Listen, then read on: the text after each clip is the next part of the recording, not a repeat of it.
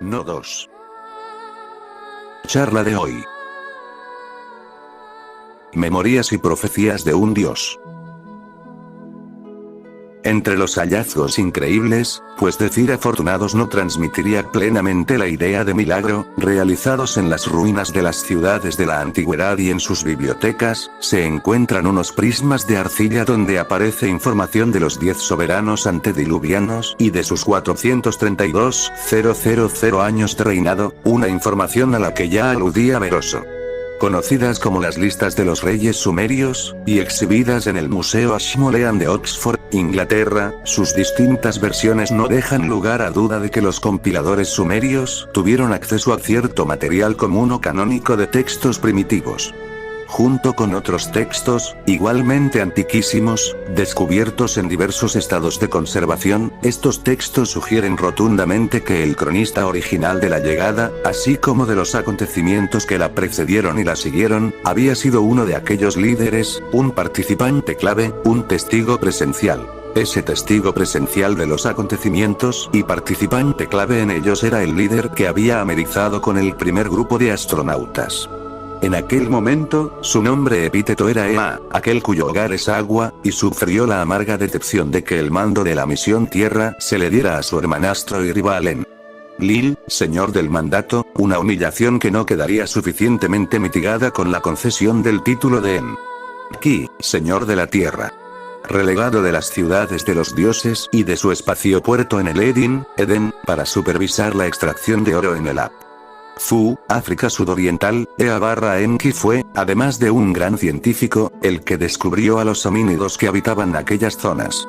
Y, de este modo, cuando se amotinaron y dijeron ya basta, los Anunnaki que trabajaban en las minas, fue él quien pensó que la mano de obra que necesitaban se podía conseguir adelantándose a la evolución por medio de la ingeniería genética. Y así apareció el Adán, literalmente, el de la tierra, el terrestre.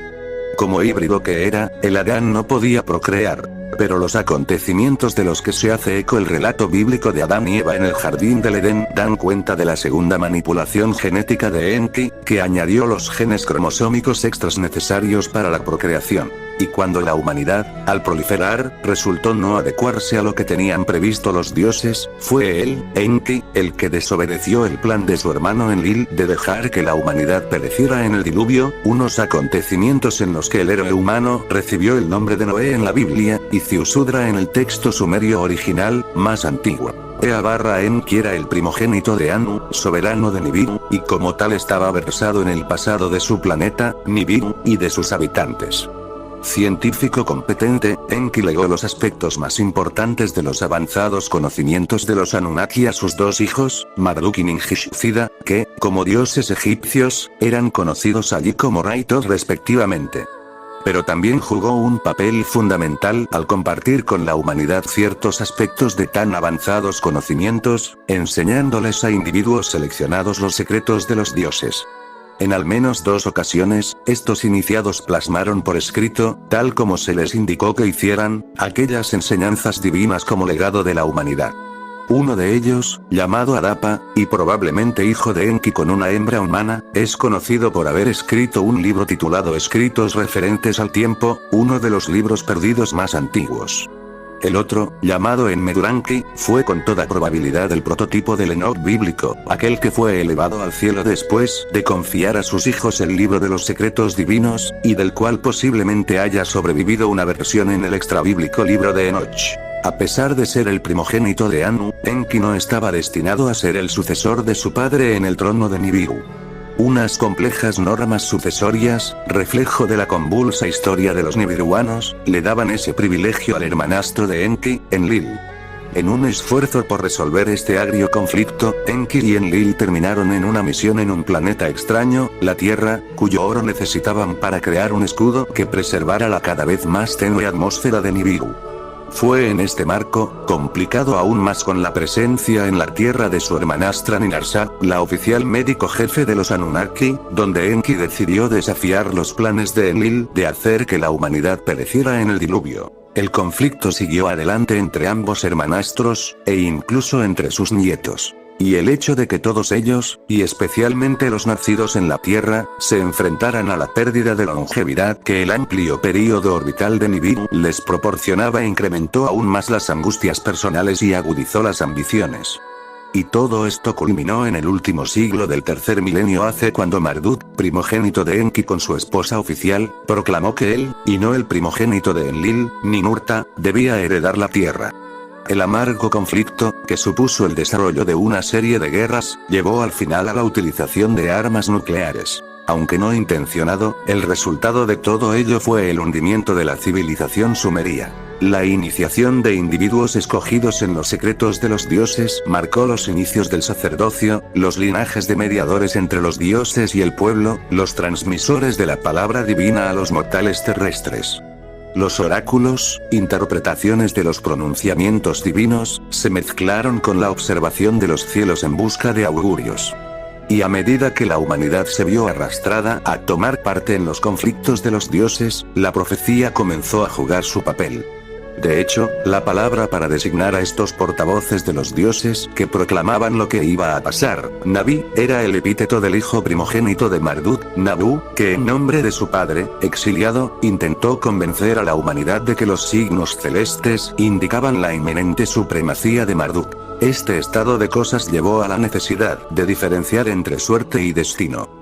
Las promulgaciones de Enlil, y a veces incluso de Anu, que siempre habían sido incuestionables, se veían sujetas ahora al examen de la diferencia entre Nam, el destino, como las órbitas planetarias, cuyo curso está determinado y no se puede cambiar, y Nam.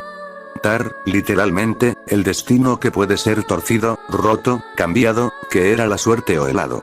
Revisando y rememorando la secuencia de los acontecimientos, y el paralelismo aparente entre lo que había sucedido en Nibiru y lo que había ocurrido en la Tierra, Enki y Enlil comenzaron a ponderar filosóficamente lo que, ciertamente, estaba destinado y no se podía evitar, y el hado que venía como consecuencia de decisiones acertadas o equivocadas y del libre albedrío. Estas no se podían predecir, mientras que las primeras se podían anticipar, especialmente, si eran cíclicas, como las órbitas planetarias. Si lo que fue volvería a ser, si lo primero también sería lo último. Las consecuencias climáticas de la desolación nuclear agudizaron el examen de conciencia entre los líderes de los Anunnaki y llevaron a la necesidad de explicar a las devastadas masas humanas por qué había ocurrido aquello. ¿Había sido cosa del destino, o había sido el resultado de un error de los Anunnaki? ¿Había algún responsable, alguien que tuviera que rendir cuentas? En las reuniones de los Anunnaki en las vísperas de la calamidad, fue Enki el único que se opuso a la utilización de las armas prohibidas.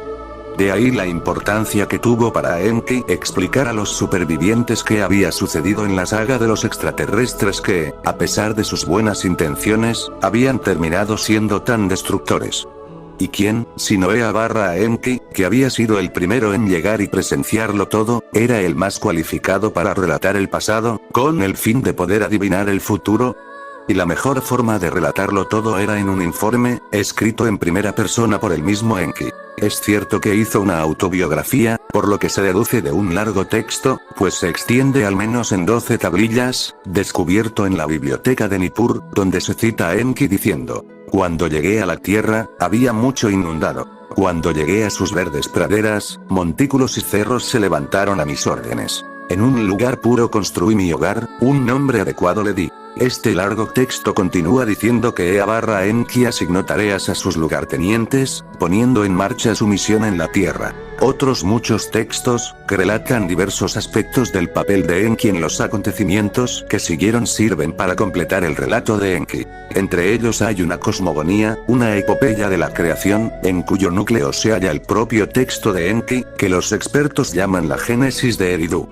En ellos, se incluyen descripciones detalladas del diseño del Adán, y cuentan cómo otros Anunnaki, varón y hembra, llegaron hasta Enki en su ciudad de Eridu para obtener de él el Me, una especie de disco de datos donde se hallaban codificados todos los aspectos de la civilización. Y también hay textos de la vida privada y de los problemas personales de Enki, como el relato de sus intentos por conseguir tener un hijo con su hermanastra Ninarsa, sus promiscuas relaciones tanto con diosas como con las hijas del hombre y las imprevistas consecuencias que se derivaron de todo ello. El texto del Atrahasis arroja luz sobre los esfuerzos de Anu por prevenir un estallido de las rivalidades Enki y Enlil al dividir los dominios de la tierra entre ellos. Y los textos que registran los acontecimientos que precedieron al diluvio reflejan casi palabra por palabra los debates del Consejo de los Dioses sobre la suerte de la humanidad, y el subterfugio de Enki conocido como el relato de Noé y el Arca, relato conocido solo por la Biblia, hasta que se encontró una de sus versiones originales mesopotámicas en las tablillas de la epopeya de Gilgamesh. Las tablillas de arcilla sumerias y acadías, las bibliotecas de los templos babilónicos y asirios, los mitos egipcios, hititas y cananeos, y las narraciones bíblicas forman el cuerpo principal de memorias escritas de los asuntos de dioses y hombres. Y por primera vez en la historia, este material disperso y fragmentado ha sido reunido y utilizado, de la mano de Zecharia Sitchin, para recrear el relato presencial de Enki, los recuerdos autobiográficos y las penetrantes profecías de un dios extraterrestre. Presentado como un texto que hubiera dictado Enki a un escriba escogido, un libro testimonial para ser desvelado en el momento apropiado, trae a la mente las instrucciones de Yahvé al profeta Isaías, siglo 7 AC. Ahora ven, escríbelo en una tablilla sellada, grábalo como un libro, para que sea un testimonio hasta el último día, un testimonio para siempre. Isaías 30,8. Al tratar del pasado, el mismo Enki percibió el futuro. La idea de que los Anunnaki, ejercitando el libre albedrío, eran señores de su suerte, así como de la suerte de la humanidad, desembocó, en última instancia, en la constatación de que se trataba de un destino que, después de todo lo dicho y hecho, determinaba el curso de los acontecimientos. Y, por tanto, como reconocieron los profetas hebreos, lo primero será lo último. El registro de los acontecimientos dictado por Enki se convierte, así pues, en el fundamento de la profecía, y el pasado se convierte en futuro. Atestación: palabras de Endupsar, escriba maestro, hijo de la ciudad de Eridu, sirviente del señor Enki, el gran dios. En el 7º año después de la gran calamidad, en el 2º mes, en el 17º día, fui citado por mi maestro el señor Enki, el gran dios, benévolo creador de la humanidad, omnipotente y misericordioso. Yo estaba entre los supervivientes de Eridu que habían escapado a la árida estepa cuando el viento maligno se estaba acercando a la ciudad. Y vagué por el desierto, buscando ramas secas para hacer fuego. Y miré hacia arriba y he aquí que un torbellino llegó desde el sur. Tenía un resplandor rojizo, y no hacía sonido alguno. Y cuando tocó el suelo, salieron de su vientre 4 largos pies y el resplandor desapareció. Y me arrojé al suelo y me postré, pues sabía que era una visión divina. Y cuando levanté mis ojos, había 2 emisarios divinos cerca de mí. Y tenían rostros de hombres, y sus vestidos brillaban como metal bruñido. Y me llamaron por mi nombre y me hablaron, diciendo: has sido citado por el gran Dios, el señor Enki. No temas, pues has sido bendecido. Y estamos aquí para llevarte a lo alto, y llevarte hasta su retiro en la tierra de Magan, en la isla en medio del río de Magan, donde están las compuertas. Y mientras hablaban, el torbellino se elevó como un carro de fuego y se fue. Y me tomaron de las manos, cada uno de ellos de una mano. Y me elevaron y me llevaron velozmente entre la tierra y los cielos, igual que se remonta el águila. Y pude ver la tierra y las aguas, y las llanuras y las montañas. Y me dejaron en la isla, ante la puerta de la morada del gran Dios. Y en el momento en que me soltaron de las manos, un resplandor como nunca había visto me envolvió y me abrumó, y caí al suelo como si hubiera quedado vacío del espíritu de vida. Mis sentidos vitales volvieron a mí, como si despertara del más profundo de los sueños, por el sonido de mi nombre al llamarme. Estaba en una especie de recinto. Estaba oscuro, pero también había un aura. Entonces, la más profunda de las voces pronunció mi nombre otra vez. Y, aunque pude escucharla, no hubiera sabido decirle de dónde venía la voz, ni pude ver quién era el que hablaba. Y dije: aquí estoy. Entonces, la voz me dijo: Endupsar, descendiente de Adapa, te he escogido para que seas mi escriba, para que pongas por escrito mis palabras en las tablillas. Y de pronto apareció un resplandor en una parte del recinto. Y vi un lugar dispuesto como el lugar de trabajo de un escriba. Una mesa de escriba y un taburete de escriba, y había piedras finamente labradas sobre la mesa. Pero no vi tablillas de arcilla ni recipientes de arcilla húmeda. Y sobre la mesa solo había un estilo, y este relucía en el resplandor como no lo hubiera podido hacer ningún estilo de caña. Y la voz volvió a hablar, diciendo: Enduxar, hijo de la ciudad de Eridu, mi fiel sirviente. Soy tu señor Enki. Te he convocado para que escribas mis palabras, pues estoy muy turbado por la gran calamidad que ha caído sobre la humanidad. Es mi deseo registrar el verdadero curso de los acontecimientos, para que tanto dioses como hombres sepan que mis manos están limpias. Desde el gran diluvio, no había caído una calamidad tal sobre la tierra, los dioses y los terrestres. Pero el gran diluvio estaba destinado a suceder, no así la gran calamidad. Esta, hace 7 años, no tenía que haber ocurrido. Se podía haber evitado, y yo, Enki, hice todo lo que pude por impedirla. Pero ay. Fracasé. ¿Y fue hado o fue destino? El futuro juzgará, pues al final de los días un día del juicio habrá.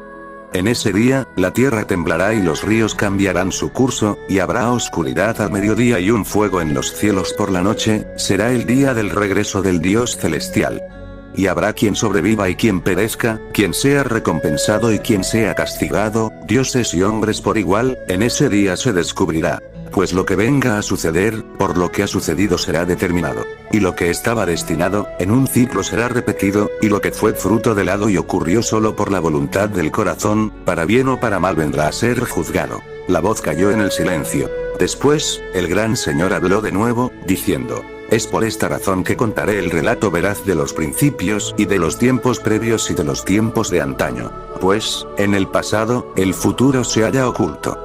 Durante 40 días y 40 noches, yo hablaré, tú escribirás. 40 será la cuenta de los días y las noches de tu trabajo aquí, pues 40 es mi número sagrado entre los dioses. Durante 40 días y 40 noches, no comerás ni beberás. Solo esta onza de pan y agua tomarás, y te mantendrá durante todo tu trabajo. Y la voz se detuvo, y de pronto apareció un resplandor en otra parte del recinto. Y vi una mesa y, sobre ella, un plato y una copa. Y me levanté para ir allí, y había pan en el plato y agua en la copa. Y la voz del gran señor Enki habló de nuevo, diciendo: Enduxar, come el pan y bebe el agua, y te mantendrás durante 40 días y 40 noches. E hice como me indicó. Y después, la voz me indicó que me sentara ante la mesa de escriba, y el resplandor se intensificó allí. No pude ver ninguna puerta ni abertura donde me encontraba, sin embargo el resplandor era tan fuerte como el del sol del mediodía. Y la voz dijo: Enduxar el escriba, ¿qué ves? Y miré y vi el resplandor que iluminaba la mesa, las piedras y el estilo, y dije: Veo unas tablillas de piedra, y su tono es de un azul tan puro como el cielo. Y veo un estilo como nunca antes había visto, su cuerpo no parece de caña, y su punta tiene la forma de una garra de águila. Y la voz dijo: Son estas las tablillas sobre las cuales inscribirás mis palabras. Por expreso deseo mío, se han tallado del más fino lapislázuli, cada una de ellas con 2 caras lisas. Y el estilo que ves es la obra de un dios, el cuerpo está hecho de electro y la punta de cristal divino. Se adaptará firmemente a tu mano, y te será tan fácil grabar con él como marcar sobre arcilla húmeda. En 2 columnas inscribirás la cara frontal, en 2 columnas inscribirás el dorso de cada tablilla de piedra. No te desvíes de mis palabras y mis declaraciones. Y hubo una pausa, y yo toqué una de las piedras, y sentí su superficie como una piel lisa, suave al tacto. Y tomé el estilo sagrado, y lo sentí como una pluma en mi mano. Y, después, el gran dios Enki comenzó a hablar, y yo empecé a escribir sus palabras, exactamente como las decía. A veces, su voz era fuerte. A veces, casi un susurro. A veces, había gozo o orgullo en su voz. A veces, dolor o angustia. Y cuando una tablilla quedaba inscrita en todas sus caras, tomaba otra para continuar. Y cuando fueron dichas las últimas palabras, el gran dios se detuvo, y pude escuchar un gran suspiro. Y dijo: Enduxar, mi sirviente, durante 40 días y 40 noches has anotado fielmente mis palabras. Tu trabajo aquí ha terminado. Ahora, toma otra tablilla, y en ella escribirás tu propia atestación. Y al final de ella, como testigo, márcala con tu sello. Y toma la tablilla y ponla junto con las otras en el cofre divino. Después, en el momento designado, los escogidos vendrán hasta aquí y encontrarán el cofre y las tablillas, y sabrán todo lo que yo te he dictado a ti. Y que el relato veraz de los principios, los tiempos previos, los tiempos de antaño y la gran calamidad será conocido en lo sucesivo como las palabras del señor Enki. Y habrá un libro de testimonios del pasado, y un libro de dicciones del futuro, pues el futuro en el pasado se halla, y lo primero también será lo último. Y hubo una pausa, y tomé las tablillas y las puse una a una en el orden correcto dentro del cofre. Y el cofre estaba hecho de madera de acacia con incrustaciones de oro en el exterior. Y la voz de mi señor dijo: ahora, cierra la tapa del cofre y fija el cierre. E hice como se me indicó. Y hubo otra pausa, y mi señor Enki dijo: y en cuanto a ti, Enduxar, con un gran dios has hablado y, aunque no me has visto, en mi presencia has estado. Por tanto, estás bendecido, y serás mi portavoz ante el pueblo.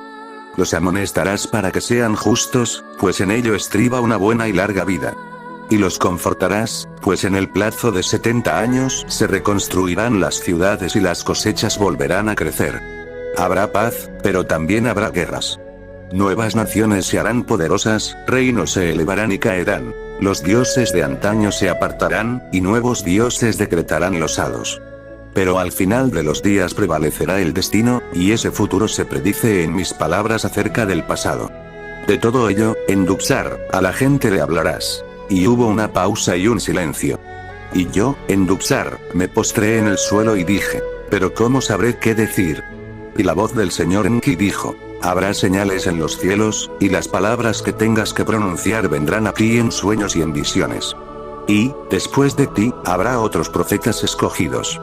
Y al final, habrá una nueva tierra y un nuevo cielo, y ya no habrá más necesidad de profetas. Y, entonces, se hizo el silencio, y las auras se extinguieron, y el espíritu me dejó.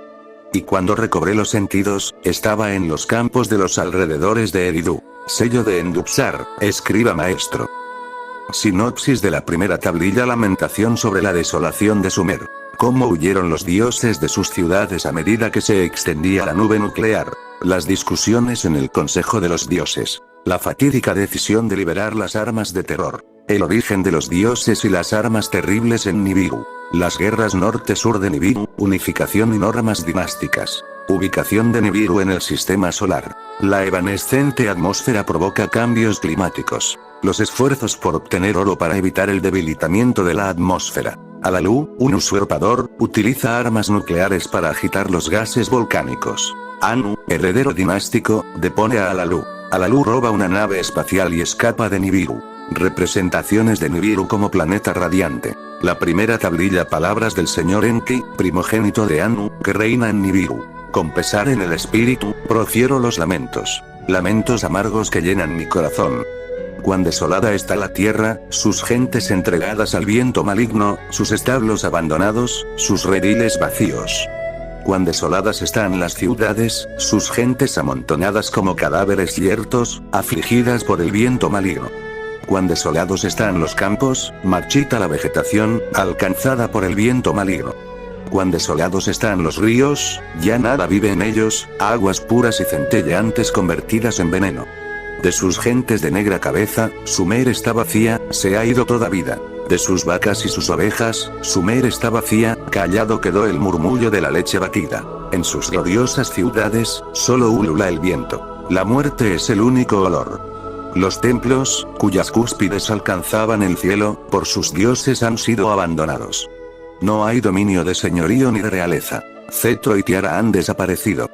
En las riberas de los dos grandes ríos, en otro tiempo exuberantes y llenos de vida, solo crecen las malas hierbas.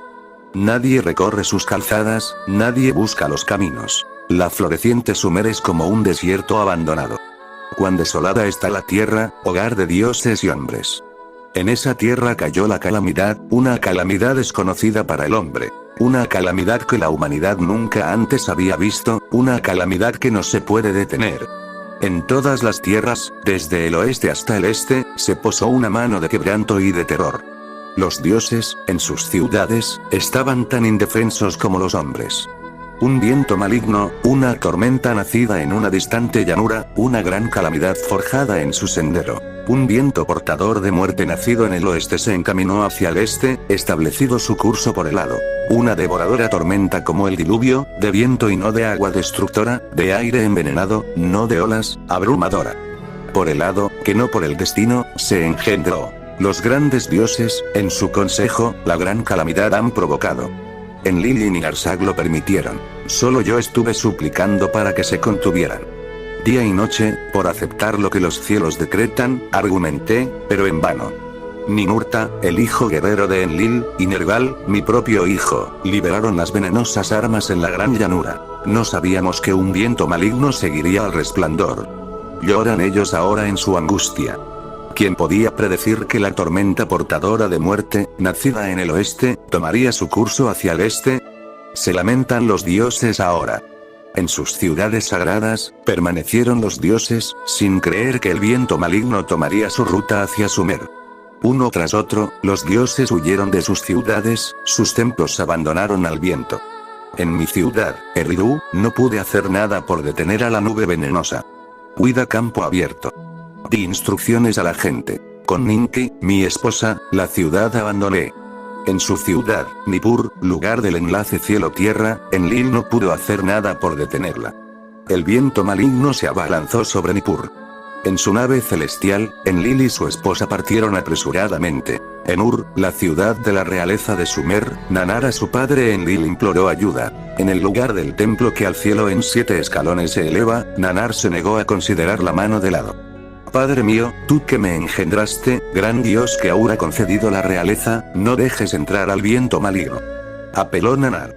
Gran Dios que decretas los hados, deja que Ur y sus gentes se libren, tus alabanzas proseguirán. Apeló Nanar. Enlil respondió a su hijo Nanar. Noble hijo, a tu admirable ciudad concedí la realeza, pero no se le concedió reinado eterno. Toma a tu esposa Ningal y huye de la ciudad. Ni siquiera yo, que decreto los hados, puedo impedir su destino. Así habló Enlil, mi hermano. Ay, que no era destino.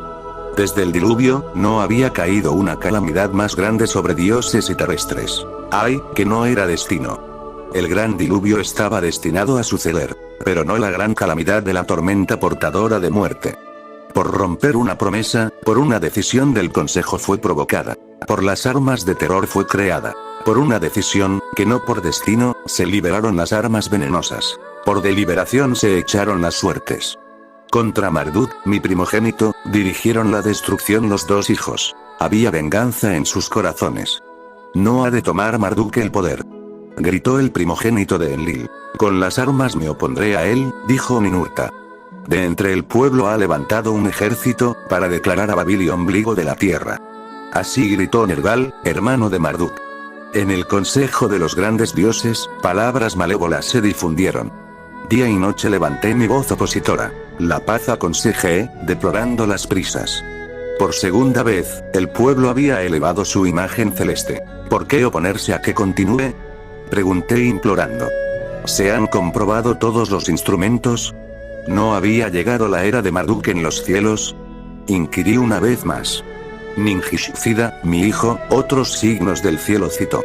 Su corazón, yo lo sabía, no podía perdonar la injusticia de Marduk contra él. Nanar, a Enlil en la tierra nacido, también fue implacable. Marduk, de mi templo en la ciudad del norte, su propia morada ha hecho. Así dijo. Ishkur, el hijo más joven de Enlil, exigió un castigo. En mis tierras, ha hecho prostituirse al pueblo ante él. Dijo. Utu, hijo de Nanar, contra el hijo de Marduk, Nabu, dirigió su ira. Intentó tomar el lugar de los carros celestiales. Inanna, gemela de Utu, estaba fuera de sí. Seguía exigiendo el castigo de Marduk por el asesinato de su amado Dumuzi. Ninarsag, madre de dioses y hombres, desvió la mirada. ¿Por qué no está Marduk aquí? Dijo simplemente. Gibil, mi propio hijo, replicó pesimista. Marduk ha desestimado todos los ruegos. Por las señales del cielo reclama su supremacía. Solo por las armas será detenido Marduk. Gritó Ninurta, primogénito de Enlil. Utu estaba preocupado por la protección del lugar de los carros celestiales. No debe caer en manos de Marduk. Así dijo. Nergal, señor de los dominios inferiores, exigía ferozmente que se utilicen las antiguas armas de terror para arrasar. A mi propio hijo miré sin podérmelo creer. Para hermano contra hermano las armas de terror se abjuraron. En lugar de común acuerdo, hubo silencio. En el silencio, Enlil abrió la boca. Debe haber un castigo. Como pájaros sin alas quedarán los malhechores, Marduk y Nabu, de nuestro patrimonio nos están privando. Hay que privarles del lugar de los carros celestiales. Que se calcine el lugar hasta el olvido. Gritó Ninurta. Dejadme ser el que calcina. Excitado, Nergal se puso en pie y gritó. Que las ciudades de los malhechores también sean destruidas, dejadme arrasar las ciudades pecadoras, dejad que a partir de hoy mi nombre sea el aniquilador.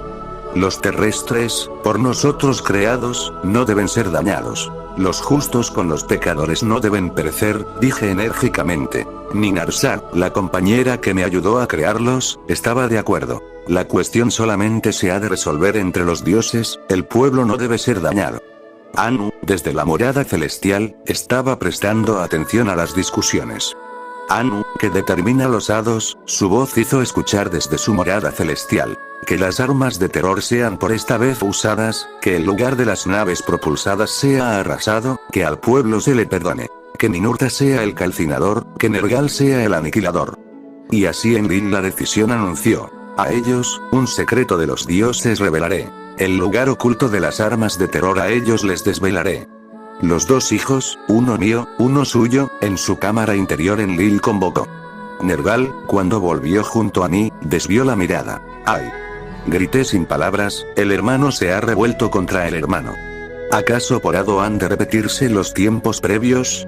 Un secreto de los tiempos de antaño les reveló Enlil a ellos, las armas de terror a sus manos confió. Aderezadas de terror, con un resplandor se desataron. Todo lo que tocan, en un montón de polvo lo convierten. Para hermano contra hermano en la tierra fueron abjuradas, ninguna región a afectar. Entonces, el juramento se violó, como una vasija rota en inútiles trozos. Los dos hijos, plenos de gozo, con paso rápido de la cámara de Enlil emergieron, para la partida de las armas.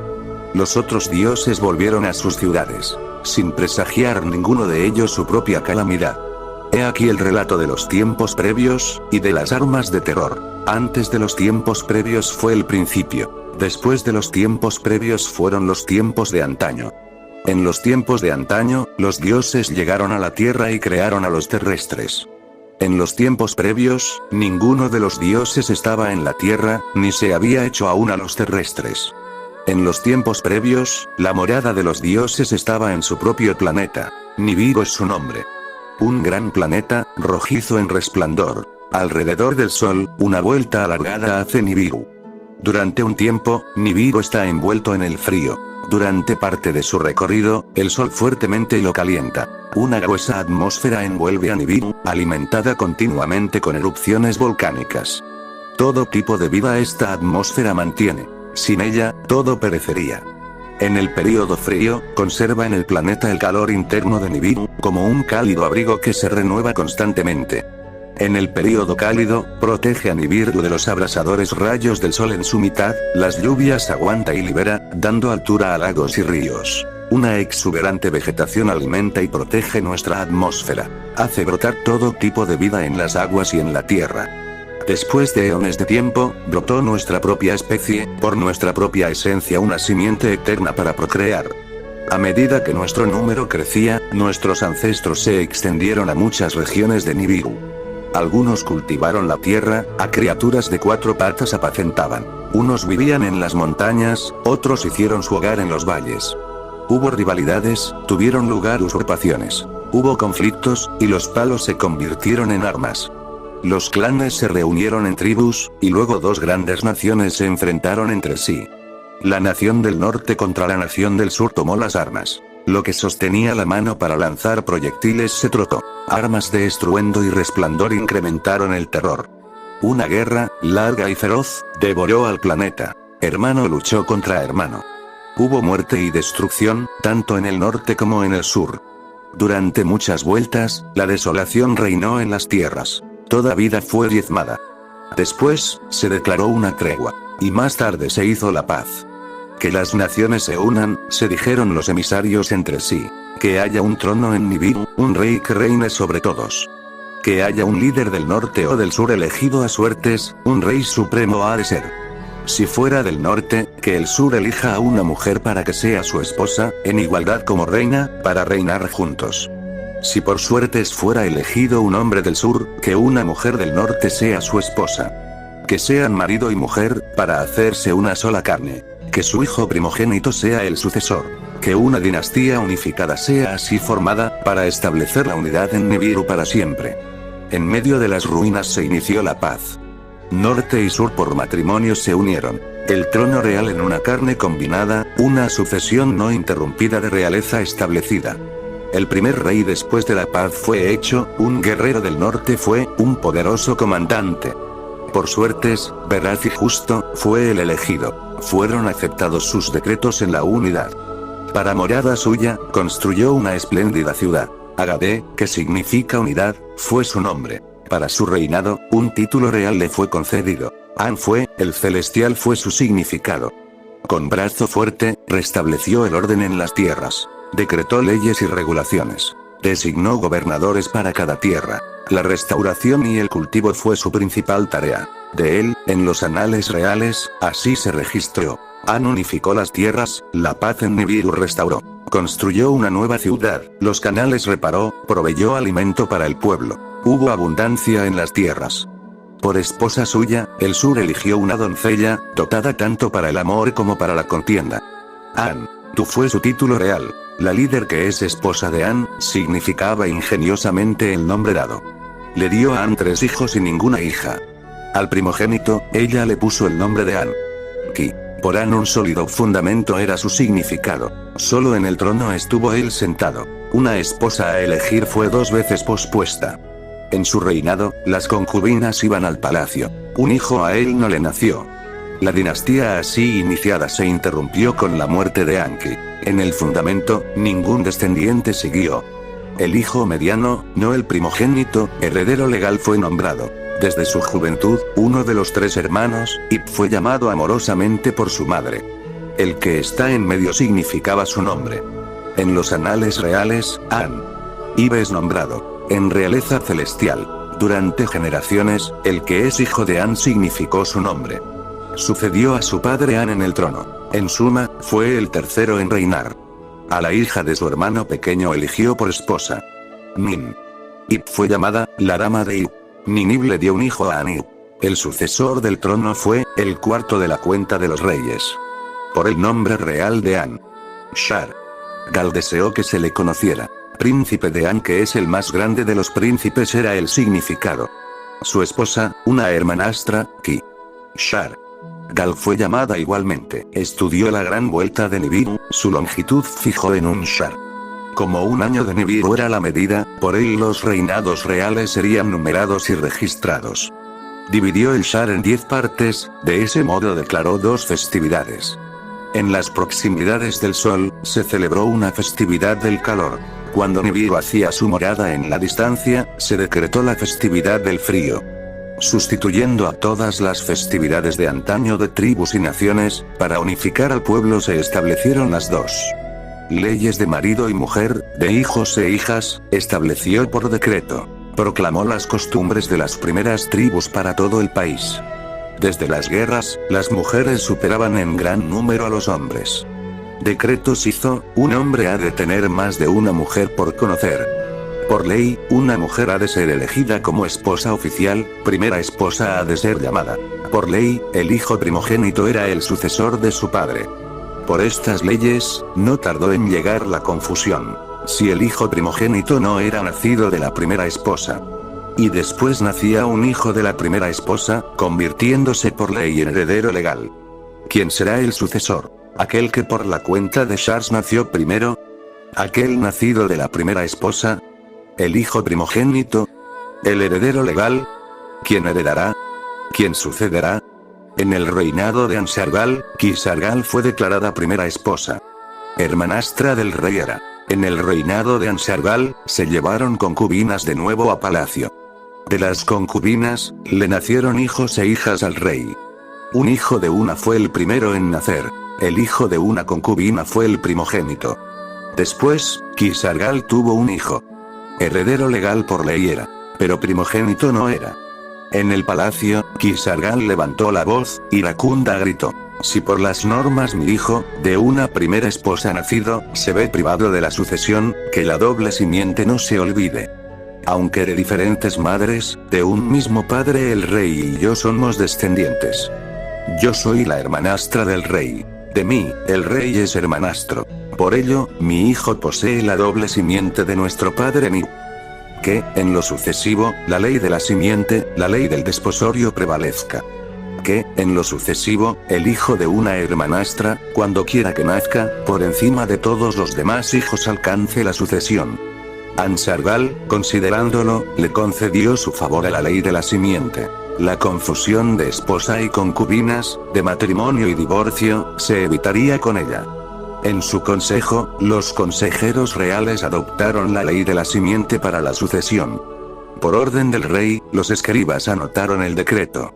Así fue proclamado el próximo rey por la ley de la simiente para la sucesión. A él le fue concedido el nombre real An-Shar. Quinto en el trono fue. Viene ahora el relato del reinado de Ansar y de los reyes que le siguieron. Cuando se cambió la ley, los otros príncipes se enfrentaron. Hubo palabras, no hubo rebelión. Como esposa, Ansar eligió a una hermanastra. La hizo su primera esposa. Se le llamó con el nombre de Ki-Shar. Así fue, por esta ley, que la dinastía continuó. En el reinado de Ansar, los campos redujeron sus cosechas, frutos y cereales perdieron abundancia. De vuelta, en la cercanía del sol, el calor fue creciendo en fuerza. En las moradas lejanas, el frío se hizo más intenso. En Agadé, la ciudad del trono, el rey reunió en asamblea a aquellos de gran entendimiento. A sabios eruditos, gente de gran conocimiento, se les ordenó investigar.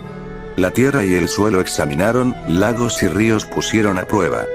¿Ha ocurrido antes? Dio alguien una respuesta. Nibiru, en el pasado, más fría y más cálida ha sido. Destino es esto, en la vuelta de Nibiru arraigado. Otros de conocimiento, observando la vuelta, no consideraron culpable al destino de Nibiru. En la atmósfera, se ha hecho una brecha. Ese fue su hallazgo. Los volcanes, forjadores de la atmósfera, lanzaban al cielo menos erupciones. El aire de Nibiru se había hecho más tenue, el escudo protector había disminuido. En el reinado de Ansar y Ki-Shar, hicieron aparición las plagas del campo. No se las podía vencer con trabajo. El hijo de ambos, En-Shar, ascendió después al trono. De la dinastía, era el sexto. Noble maestro del Shar significaba su nombre. Con gran entendimiento nació, dominó muchos conocimientos con mucha erudición. Buscó caminos para dominar las aflicciones. De la vuelta celeste de Nibiru, hizo mucho estudio. En su bucle, abrazaba a 5 miembros de la familia del Sol, planetas de deslumbrante belleza. Buscando remedios para las aflicciones, hizo examinar sus atmósferas. A cada uno le dio un nombre, a antepasados ancestrales honró. Los consideró como parejas celestes An y Antu, los planetas gemelos, llamó a los 2 primeros en ser encontrados. Más allá de la vuelta de Nibiru, estaban Ansar y Ki-Shar, por su tamaño los más grandes. Como un mensajero, Gaga entre los otros corría, a veces el primero en encontrar Nibiru. 5 en total eran los que recibían a Nibiru en el cielo, mientras circundaba al sol. Más allá, como una frontera, el brazalete repujado circundaba al sol. Como un guardián de la región prohibida del cielo, con escombros protegía.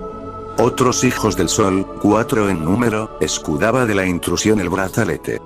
Las atmósferas de los 5 primeros se puso a estudiar en Shar. En su vuelta repetida, en el bucle de Nibiru, se examinaron atentamente los 5. ¿Qué atmósferas poseían? Se examinaron intensamente por observación y con carros celestiales. Los hallazgos fueron sorprendentes, los descubrimientos confusos. De vuelta en vuelta, la atmósfera de Nibiru más brechas sufría. En los consejos de los eruditos, los remedios se debatían con avidez. Se consideraron formas de vendar la herida urgentemente. Se intentó un nuevo escudo que envolviera al planeta. Todo lo que se lanzó hacia arriba, cayó de vuelta al suelo. En los consejos de los eruditos, se estudiaron las erupciones de los volcanes. La atmósfera se había creado por las erupciones volcánicas. Su herida había tenido lugar por la disminución de erupciones. Que con invenciones se potencien nuevas erupciones, que los volcanes escupan de nuevo. Estaba diciendo un grupo de sabios. ¿Cómo alcanzar la hazaña? ¿Con qué herramientas conseguir más erupciones? Nadie podía dar cuenta al rey. En el reinado de Ensar, se hizo más grande la brecha en los cielos. Las lluvias se negaban, los vientos soplaban más fuerte. Los manantiales de las profundidades no emergían. En las tierras, había una maldición. Los pechos de las madres se secaron. En el palacio, había aflicción. Había una maldición allí dentro. Como primera esposa, Ensar desposó a una hermanastra, ateniéndose a la ley de la simiente. Nin. Shar fue llamada, de los Shars la dama. Un hijo no tuvo. Por una concubina, a Ensar le nació un hijo. Fue el hijo primogénito. Por Ninsar, primera esposa y hermanastra, no llegó un hijo. Por la ley de sucesión, el hijo de la concubina ascendió al trono. Fue el séptimo en reinar. Du. Uru fue su nombre real. En el lugar de morada forjado era su significado. De hecho, fue concebido en la casa de las concubinas, no en el palacio. Como esposa, una doncella amada desde su juventud eligió Duru. Por amor, no por simiente, seleccionó una primera esposa. Da. Uru fue su nombre real. La que está a mi lado era el significado. En la corte real, la confusión corría desenfrenada. Los hijos no eran herederos, las esposas no eran hermanastras. En la tierra, iba creciendo el sufrimiento. Los campos olvidaron su abundancia, y entre el pueblo disminuyó la fertilidad. En el palacio, la fertilidad estaba ausente. No habían tenido ni hijo ni hija. De la simiente de An, 7 fueron los soberanos. Después, de su simiente se secó el trono. Dauru encontró a un niño en la puerta del palacio. Como a un hijo lo abrazó. Al final, Dur como a un hijo lo adoptó, lo nombró heredero legal. Lama, que significa sequedad, fue el nombre que se le dio. En el palacio, los príncipes protestaban. En el consejo, había quejas. Al final, Lama ascendió al trono. Aunque no era de la simiente de An, fue el octavo en reinar. En los consejos de los eruditos, se dieron 2 sugerencias para sanar la brecha. Una fue el uso de un metal, oro era su nombre. En Nibiru, era muy raro. Dentro del brazalete repujado era abundante. Era la única sustancia que se podía moler hasta el polvo más fino. Elevado hasta el cielo, podía quedar suspendido. Así, con reaprovisionamientos, la brecha se sanaría, habría una mejor protección. Que se construyan naves celestiales, que una flota celestial traiga el oro a Nibiru. Que se creen armas de terror. Fue la otra sugerencia. Armas que sacudan y aflojen el suelo, que agrieten las montañas. Atacar con proyectiles los volcanes, su letargo remover, estimular sus erupciones, recargar la atmósfera, hacer desaparecer la brecha. Lama era débil para tomar una decisión. No sabía qué opción tomar. Nibiru completó una vuelta, 2 Shars siguió contando Nibiru. En los campos, la aflicción no cejaba. La atmósfera no se reparaba con las erupciones volcánicas. Pasó un tercer Shar, un cuarto se contó. No se obtenía oro. Los conflictos abundaban en el reino. La comida y el agua escaseaban. La unidad se perdió en el reino. Las acusaciones eran abundantes. En la corte real, los sabios iban y venían. Los consejeros corrían arriba y abajo. El rey no prestaba atención a sus palabras. Solo buscaba consejo en su esposa. La ama era su nombre. Si fuera el destino, supliquemos al gran creador de todo, al rey, dijo ella. Suplicar, no actuar, es la única esperanza. En la corte real, los príncipes estaban inquietos. Se le dirigían acusaciones al rey. De forma estúpida y absurda, está trayendo calamidades aún mayores en vez de cura. De los antiguos depósitos, se recuperaron las armas. Había mucho que hablar de rebelión. Un príncipe, en el palacio real, fue el primero en tomar las armas. Con palabras de promesa, agitó a los otros príncipes. Alalu era su nombre. Que Lama ya no sea más el rey. Gritó. Que la decisión sustituya a la vacilación. Venid, vamos a desalentar al rey en su morada. Hagamos que abandone el trono. los príncipes hicieron caso a sus palabras. Las puertas del palacio abrieron con violencia. A la sala del trono, su entrada prohibida, como aguas en avalancha llegaron. El rey escapó a la torre del palacio. Alalud fue en su persecución. En la torre hubo lucha. Lama cayó muerto. Lama ya no está. Gritó Alalud. Ya no está el rey, anunció con alborozo. A la sala del trono se dirigió apresuradamente Alalud, en el trono él mismo se sentó. Sin derecho ni consejo, él mismo se proclamó rey. Se había perdido la unidad en el reino. Unos se alegraron por la muerte de Lama, otros se entristecieron por lo que había hecho Alalud. Viene ahora el relato del reinado de Alalud y de la ida a la tierra. Se había perdido la unidad en el reino. Muchos se sentían ofendidos sobre la realeza. En el palacio, los príncipes estaban agitados. En el consejo, los consejeros estaban turbados. De padre a hijo, la sucesión de An prosiguió en el trono. Incluso Lama, el octavo, había sido declarado hijo por adopción. ¿Quién era Alalud? ¿Acaso era un heredero legal? ¿Era el primogénito? ¿Bajo qué derecho había usurpado el trono? ¿No era el asesino del rey? Ante los 7 que juzgan, fue convocado Alalud para considerar su suerte. Ante los 7 que juzgan, Alalud expuso sus pretensiones. Aún sin ser heredero legal ni hijo primogénito, de simiente real sí que era. De Ansargal desciendo, ante los jueces reclamó. De una concubina, mi antepasado le nació a él. Alam era su nombre. Por la cuenta de Shars, Alam fue el primogénito. A él le pertenecía el trono. Por una confabulación, la reina dejó a un lado sus derechos. La ley de la simiente de la nada se inventó, para que su hijo obtuviera la realeza. A Alam se le privó de la realeza. Y al hijo de ella, en su lugar, le fue concedida. Por descendencia, soy el continuador de las generaciones de Alam. La semilla de Ansargal está dentro de mí. Los 7 que juzgan tuvieron en cuenta las palabras de Alalud. Al consejo de consejeros pasaron el asunto, para que dirimieran su veracidad o falsedad. Se trajeron los anales reales de la casa de registros. Con mucha atención, se leyeron. An y Antú, la primera pareja real, estaban. 3 hijos y ninguna hija a ellos les nacieron. El primogénito fue Anki. Él murió en el trono. No tuvo descendencia. En su lugar, el hijo mediano ascendió al trono. Anit fue su nombre. Ansargal fue su primogénito. Al trono ascendió. Después de él, en el trono, no continuó la realeza del primogénito. La ley de sucesión se sustituyó por la ley de la simiente. El hijo de una concubina era el primogénito. Por la ley de la simiente, se le privaba de la realeza. Así se le concedió la realeza al hijo de Kisargal, siendo la razón ser hermanastra del rey. Del hijo de la concubina, del primogénito, los anales no hacían mención. De él soy descendiente. Gritó Alalud a los consejeros. Por la ley de sucesión, a él le pertenecía la realeza. Por la ley de sucesión, a la realeza tengo ahora derecho. Con vacilaciones, los consejeros de Alalud exigieron un juramento de verdad. Alalud prestó el juramento. Como rey le consideró el consejo. Convocaron a los ancianos, convocaron a los príncipes. Ante ellos, pronunciaron la decisión.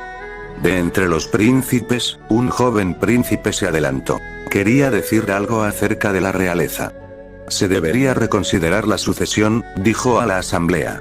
Aunque ni primogénito, ni hijo de la reina, de pura simiente desciendo. La esencia de An se preservó en mí, sin diluirse en concubina. Los consejeros escucharon sus palabras con sorpresa. Al joven príncipe le dijeron que se acercara. Le preguntaron su nombre. Es Anu. Por mi antepasado An, fui así nombrado. Le preguntaron por sus generaciones. De los 3 hijos de An, les recordó. Anki fue el primogénito, sin hijo mi hija murió. Anit fue el mediano, en el lugar de Anki ascendió al trono. Anit tomó por esposa a la hija de su hermano menor. A partir de ellos, se registra en los anales la sucesión. ¿Quién fue el hermano pequeño, hijo de An y de Antú, de la simiente más pura?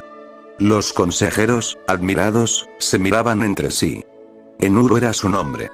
Les anunció Anu. Él fue mi gran antepasado. Su esposa, Ninuru, era una hermanastra. El hijo de ella fue el primogénito. Enama fue su nombre. La esposa de este era una hermanastra, por las leyes de simiente y sucesión, un hijo le dio. De descendientes puros continuaron las generaciones, por ley y por simiente perfectas. Anu, por nuestro antepasado An, me pusieron mis padres a mí. Del trono se nos apartó. De la simiente pura de An no se nos apartó. Que Anu sea rey. Gritaron muchos consejeros. Que se destituya a Alalu. Otros aconsejaron cautela. Evitemos conflictos, que prevalezca la unidad. Llamaron a Alalu, para contarle lo que se había descubierto. Al príncipe Anu, Alalu le ofreció su brazo en abrazo. A Anu le dijo así: aunque de diferente descendencia, de un único antepasado descendemos ambos. Vivamos en paz, juntos devolveremos la abundancia a Nibiru. Déjame conservar el trono, conserva tú la sucesión. Al consejo dirigió estas palabras: que Anu sea príncipe coronado, que sea él mi sucesor. Que su hijo se case con mi hija, que se unifique la sucesión. Anu hizo una reverencia ante el consejo, ante la asamblea declaró así: de Alalu, el copero seré, su sucesor a la espera. Un hijo mío a una hija suya elegirá como novia. Esa fue la decisión del consejo. Se inscribió en los anales reales. De esta manera, Alalu siguió sentado en el trono. Él convocó a los sabios, a élitos y comandantes consultó. Para decidir, obtuvo muchos conocimientos. Que se construyan naves celestiales, decidió, para buscar oro en el brazalete repujado, decidió. Los brazaletes repujados destruyeron las naves. Ninguna de ellas volvió. Que las armas de terror abran las entrañas de Nibiru, que los volcanes vuelvan a la erupción. Ordenó entonces. Se armaron carros celestes con las armas de terror, con proyectiles de terror golpearon a los volcanes desde los cielos. Las montañas se balancearon, los valles se estremecieron, mientras grandes resplandores estallaban con estruendo. Había mucho alborozo en el reino. Había expectativas de abundancia. En el palacio, Anu era el copero de Alalu. Él se postraría a los pies de Alalu, le pondría la copa en la mano. Alalu era el rey. A Anu le trataba como a un sirviente. En el reino, el alborozo se apagó. Las lluvias se negaban a caer, los vientos soplaban con más fuerza. Las erupciones de los volcanes no aumentaban, no sanaba la brecha en la atmósfera. Nibiru seguía recorriendo sus vueltas en los cielos. De vuelta en vuelta, el calor y el frío se hacían más difíciles de sufrir. El pueblo de Nibiru dejó de venerar a su rey. En vez de alivio, había traído miseria. Alalu seguía sentado en el trono. El fuerte y sabio Anu, el primero entre los príncipes, estaba de pie ante él. Se postraría ante los pies de Alalu, le pondría la copa en la mano. Durante 9 períodos contados, Alalu fue rey en Nibiru. En el 9º Shar, Anu presentó batalla a Alalu. Desafió a Alalu a un combate mano a mano, con los cuerpos desnudos. Que el vencedor sea rey, dijo Anu. Forcejearon entre sí en la plaza pública. Las jambas de las puertas temblaron y las paredes se remecieron. Alalu hincó la rodilla. Al suelo cayó sobre su pecho. Alalu fue derrotado en combate. Por aclamación, Anu fue proclamado rey. Anu fue escoltado hasta el palacio. Alalu al palacio no volvió. De entre las masas, sigilosamente escapó. Tenía miedo de morir como lama. Sin que lo reconocieran, fue apresuradamente hasta el lugar de los carros celestiales. Alalu se subió a un carro que arrojaba de proyectiles. Cerró la portezuela tras él. Entró en la cámara de la parte delantera. Ocupó el asiento del comandante. Encendió lo que muestra el camino, la cámara se llenó con una aura azulada. Levantó las piedras de fuego. El zumbido de estas, como la música, era cautivador. Avivó el gran quebrantador del carro. Arrojaba un resplandor rojizo. Sin percatarse nadie de ello, Alalu escapó de Nibiru en la nave celestial. Hacia la nívea tierra puso rumbo a Alalu. Por un secreto del principio, el